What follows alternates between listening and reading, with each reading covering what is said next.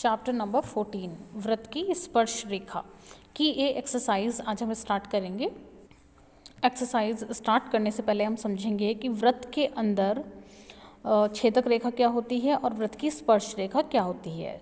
Last chapter में हमने समझा था कि यदि कोई वृत्त है तो वृत्त का व्यास होगा जो कि उसके केंद्र से होकर के जाए और वृत्त के दो बिंदुओं को मिलाने वाली रेखा, और वृत्त की त्रिज्या होती है वृत्त के किसी एक बिंदु और केंद्र तक की दूरी। वृत्त की परिधि होती है वृत्त के चारों ओर की जो एक बाउंड्री होती है वृत्त की, वो उसकी परिधि कहलाती है। और आज हम समझेंगे वृत्त की स्पर्श रेखा और वृत्त की छेदक रेखा। तो बच्चों, वृत्त की स्पर्श रेखा वो रेखा होती है जो वृत्त को केवल एक बिंदु पर स्पर्श करती है। जैसे आप देख सकते हैं जी एफ जो लाइन है वृत्त को, जिसका कि केंद्र ओ है, पॉइंट ए पर स्पर्श कर रही है, केवल एक पॉइंट ए पर। ठीक है। सिमिलरली जी एच को यदि हम देखें तो पॉइंट एच पर वृत्त को स्पर्श करती हुई रेखा है, यानी कि वो लाइन जो वृत्त को केवल एक पॉइंट पर टच करती है या स्पर्श करती है, वृत्त की स्पर्श रेखा कहलाती है। और छेदक रेखा वो रेखा जो वृत्त को दो बिंदुओं पर कट करे।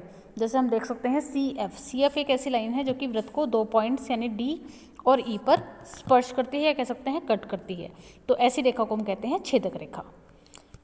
अब क्वेश्चन नंबर 1 है, यहाँ पर हमें चित्र दिया हुआ है।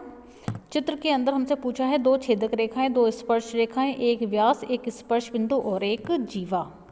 तो यहाँ पर देखिए, यहाँ पर वृत्त की दो छेदक रेखाएं हैं। एक तो है ए सी, ठीक है, क्योंकि ये वृत्त को दो पॉइंट्स यानी ए और बी पर कट कर रही है, और दूसरी है एफ सी या सी एफ जो कि वृत्त को डी और ई 2 पॉइंट्स पर कट कर रही है।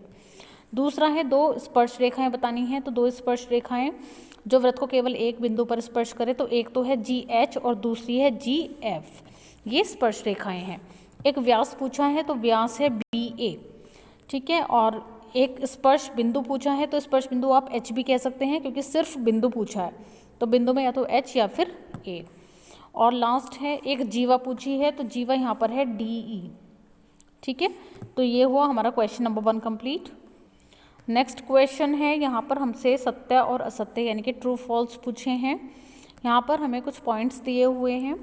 सबसे पहले हम पढ़ेंगे क्वेश्चन में दिया क्या है। केंद्र ओ, त्रिज्या आर वाले वृत्त की स्पर्श रेखा टी है या एल है जो वृत्त को पी बिंदु पर स्पर्श करती है। यदि रेखा टी पर स्थित कोई बिंदु क्यू है तो निम्न कथनों को बताना है कि सत्य है या असत्य है।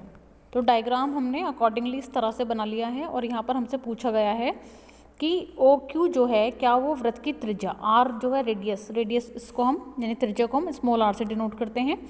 तो यहाँ पर कहा गया है क्या ओ क्यू जो है वो आर से बड़ी है, क्योंकि इसका माउथ इधर ओपन है, इट मीन्स ओ क्यू बड़ा है ना। O Q is greater than R, ये पूछा गया है। अब ओ क्यू क्या है? ओ क्यू है एक रेखा जो कि वृत्त के बाहर स्थित है, वृत्त के केंद्र को उस रेखा से मिलाया गया है। तो सीधी सी बात है कि जब वृत्त के केंद्र को उस रेखा से मिलाया तो वो लाइन उसकी त्रिज्या से बड़ी होगी, क्योंकि त्रिज्या तो सिर्फ वृत्त तक सीमित होती है।